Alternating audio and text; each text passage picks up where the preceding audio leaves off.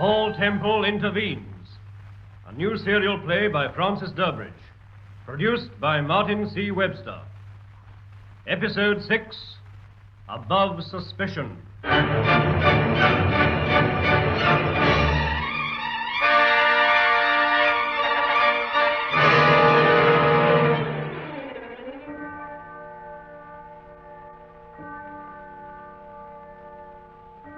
Paul Temple, the celebrated novelist and private detective, is investigating a series of murders committed by a notorious criminal known as the Marquis. Suspicion has fallen on Sir Felix Raybon, the eminent Egyptologist, when he is reported killed in a motor car accident. On the night of the accident, Paul Temple, together with his wife Steve, leave their flat for an unknown destination.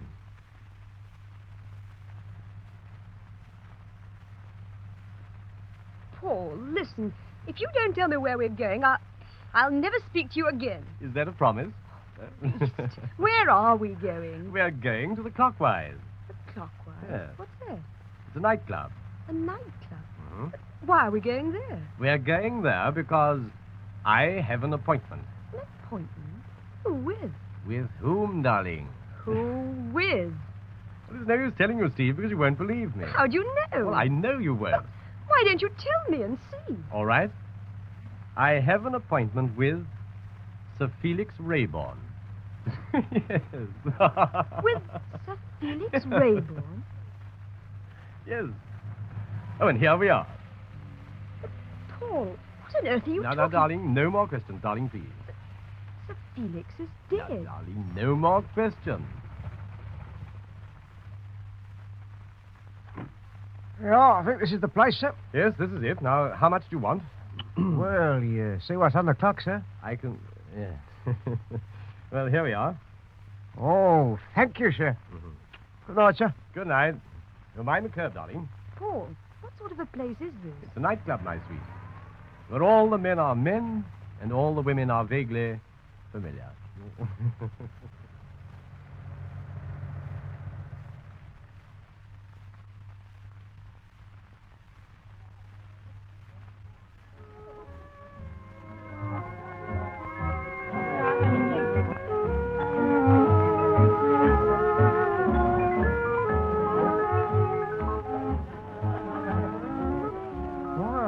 Hello, Mr. Temple. Hello, Gus. How are you? Oh, fine, Mr. Temple. Where's Maisie? Oh, hello, Paul. Oh, She's here. oh, Steve, this is Maisie Dellaway, an old friend of mine. Mr. Temple? Oh, Maisie. I am glad to know you, Mrs. Temple. I've heard a great deal about you. Paul and I are very old friends, you know. Yes, I rather got that impression. Oh, we met in Kansas way back in 1931. Those were the days. Yes, those were the days. Those were the days. Yeah. Well, how's the guest of honor? Oh, he's swell. He's a queer old bird, though. Say confidentially, Paul. What's the layout? Well, confidentially, Maisie. It's confidential. I catch on. Well, you'll find him up on the second floor. Oh. It's the first door on the right. Just take the lift. Oh, thanks. Okay.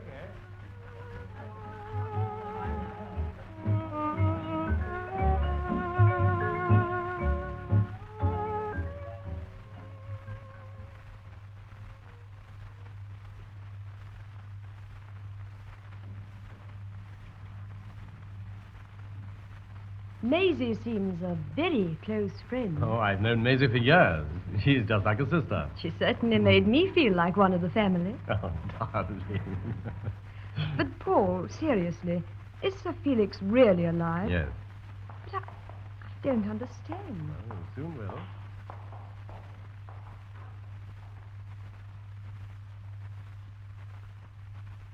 Why, Superintendent Bradley. Hello, Mrs. Temple. Good evening, Mrs. Temple. Felix. Paul, I really think it's about time you did a bit of explaining. All right, darling, I'll explain. Now, all in good time. Are you all right, Sir Felix? You're quite comfortable here? Oh, yes, I'm all right. Providing I don't have to stay here too long. Yes. This Miss This Maisie Dalloway, she's quite a character, isn't she? Yes, quite a character. Yes, quite a character. Mr. Temple, have you seen Sir Graham since we... No, I haven't. But there's nothing for you to worry about, Bradley. I've given you my word on that, and I shan't let you down. Oh, I know that, sir, but naturally I'm worried. Was all this necessary, Temple? It seems rather a melodramatic precaution, if you don't mind my saying so. I only wish to goodness someone would tell me what's happened. Well, I'll tell you what's happened, darling. A series of highly incriminating developments indicated beyond any shadow of doubt that Sir Felix was the Marquis. Most extraordinary. Accordingly, Sir Graham issued a warrant for his arrest. I knew this would happen, however, and I told Bradley that under no circumstances was Sir Felix to be arrested. The motor car accident was faked. Darling, you can't hope to get away with I that. don't hope to get away with it, Steve, not indefinitely. But for 24 hours, perhaps even 48 hours, yes. And a lot can happen in 48 hours, Steve. I hope so, Mr. Temple. I sincerely hope so.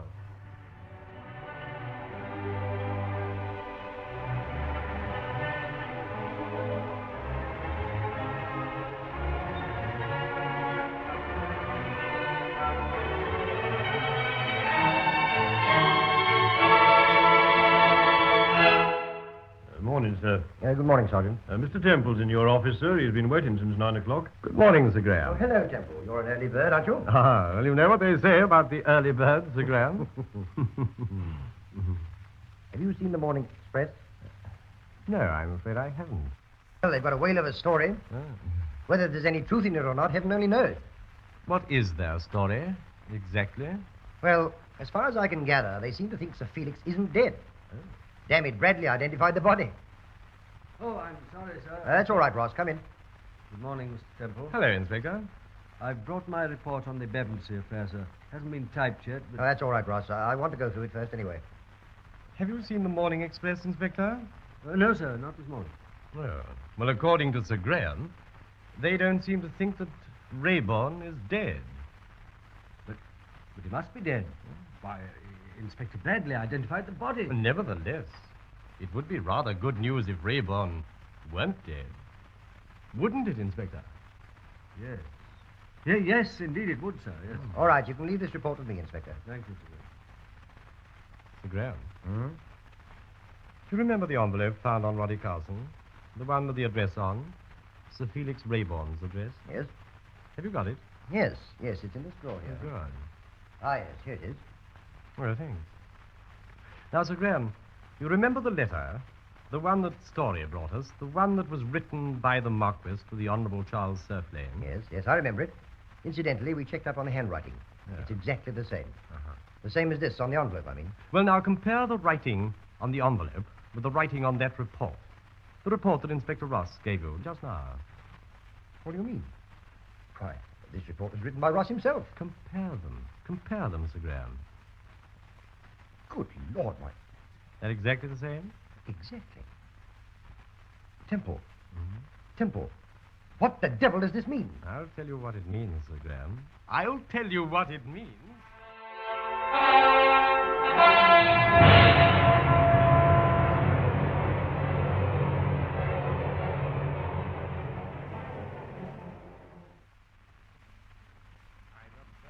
That jingle, jangle, jingle, as I go riding merrily along. I've got spurs that jingle, jangle, jingle. Do-do-do-do-do-do-do-do. Hello, darling, yes? Do stop making that awful row. What do you mean, all for I'm only having a shower. Roger's store is here. He's in the drawing room. Oh, yes, okay, all right, I'll be along in a minute. Are we going out tonight? Yes, right ho, later on. Tell Story I shan't be long, will you, Steve? You made me love you, I didn't want to do it.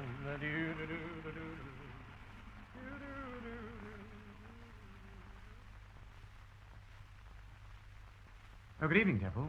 I got your message. I'm sorry I was out when you phoned. Oh, that's okay. Oh, excuse this chaste-looking dressing gown. It's my wife's idea of what a popular novelist should wear. No, actually, I've never been to China. Can I get you a drink? No, thanks. You don't mind if I have one? Huh? Oh, no, of course not. You sure you won't have a drink? Yeah. Yeah, that's certain. Oh. Well, cheerio. Ah, cheers. The story. Hmm? I asked you to drop in and have a chat with me because... Well, the fact of the matter is, I want you to do me a favor. Oh, certainly. I think you know Inspector Ross, by sight at any rate. Yes. Well, yeah, yes, of course I know Ross. Well, what do you think of him? Eh? Oh, he seems a pleasant sort of chap. I don't know him really well. Why? The story. I want you to trail Ross. What? I want you to make a daily report to me. Do you see? I want to know everywhere he goes, everything he does, and what sort of people he mixes with. Will you do that for me? Trail Ross? Inspector Ross? Yes. But surely Ross is above suspicion. No one's above suspicion, Story, not even you, or Ross, or Bradley, or Mrs. Clarence, or even me if it comes to that. Yes, but... Are you serious about this? Yes, perfectly serious. All right. That's all right, I'll do it. Where does Ross live, do you know? Yes, 49 Birchfield Avenue, Wimbledon. 49 Birchfield Avenue, Wimbledon. Oh. When do you want me to make a start? Tonight? I'd like you to. All right. I'll phone you tomorrow morning about 10. Okay? Yes, okay. Inspector Ross. Good God.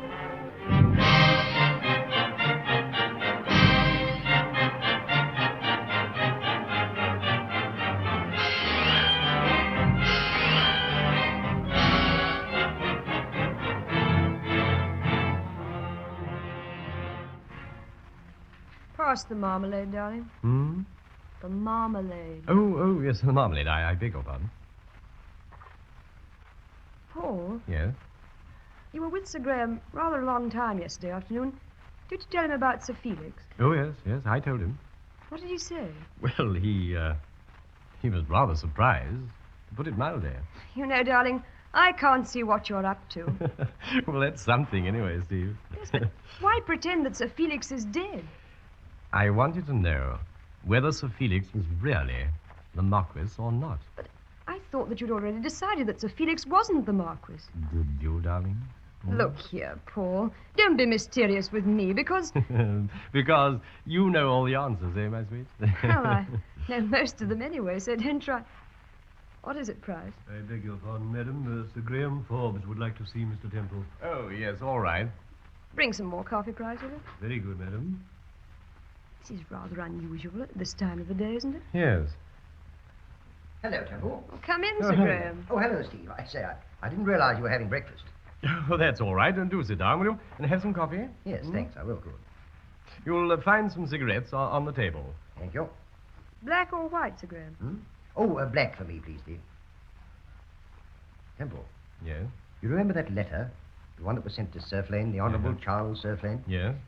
Well, apparently he's received another letter. Another letter? How do you know? Well, when I got to the yard this morning, Surflane was waiting there for me. He was with Bradley. Your coffee, Sir Graham. Ah, thank you, Steve. Apparently he'd received this note late last night. You'd better read it yourself. Oh, thank you. Is the coffee all right? Fine, thanks. Have you a match, Steve? Oh, no, it's all right. I've got my lighter. Well? What do you think of it? Well, I think this time, Sir Graham, he means business. Don't you think that he meant business last time? No, What makes you say that? Well, no one turned up at the station, did they? No, for the simple reason that the Marquis found out that Surflane had taken the letter to Story, and that Story had brought it to us. What does this letter say? Well, the message is on a plain piece of notepaper and it's typed. It simply says, "Dear Sir, this note must be taken more seriously than the first note I sent you, and it must be considered strictly confidential. The letters written by you to a Miss Lorraine Curtis are still in my possession. They are still, in my humble opinion, worth precisely £7,000. I suggest, therefore, that having secured this amount, you meet me personally tomorrow evening, shortly after 8 o'clock, in the lounge of the October Hotel, Dalton Street, Kensington. The Marquis." Surely the Marquis wouldn't be there personally. Sir Graham. Sir Graham, what's the matter? What is it, Paul? Oh, I don't know. Temple, there's something wrong with this cigarette. No. Don't stand up, Sir Graham. I'll be all right once I... Look out. He's going to fall. Paul! Paul, he's not dead. Now, Steve, for heaven's sake, don't... What is it, Price? I beg your pardon, sir. Yes, but what is it? What is it, Price? There's a lady called to see you, sir. Well, who is it? Mrs. Clarence, sir.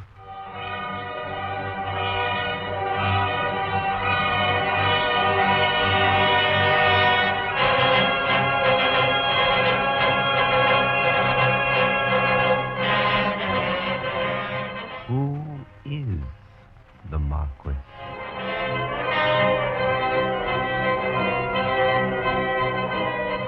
Is it Sir Felix Rayburn?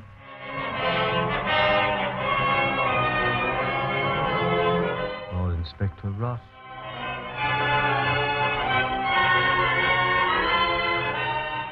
Or Roger Story?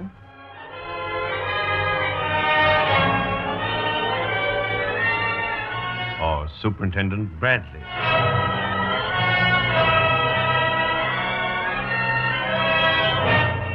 Or Mrs. Clarence.